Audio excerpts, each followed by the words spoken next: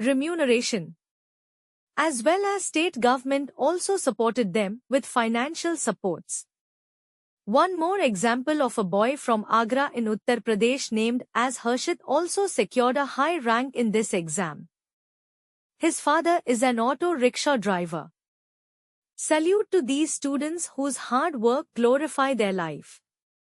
To conclude this point, it may be said that there is not shortest route to success. Success follows to those who intend to work hard.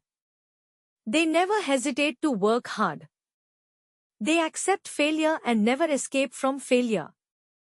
They know that success far behind is chasing them.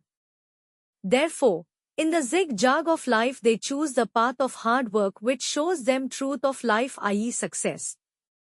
They always dream big, not in the night while sleeping but in the daytime when they are breathing in the fresh air.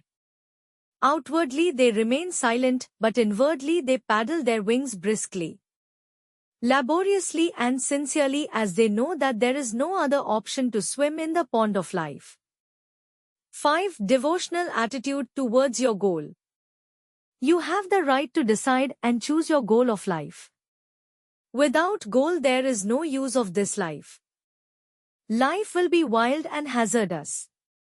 Nothing can be achieved. From the morning time when you wake up till night when you go for a sound sleep, you have to ponder over what you have gained through the whole day. If something achieved you will be happy and gay. If more than something you will be more happy, but on the contrary of this you will be in pain, you be disgusted. Such will be the pain for which you have no medicine. The best medicine is only your attitude with devotion.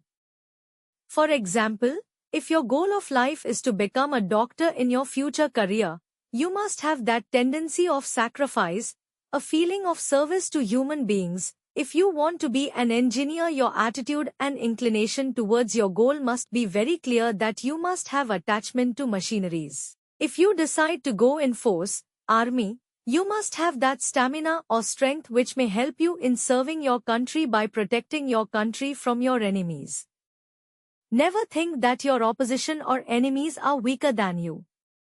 They are self-sufficient, but your devotion towards your country from the very beginning will support you and help you in facing such critical situations.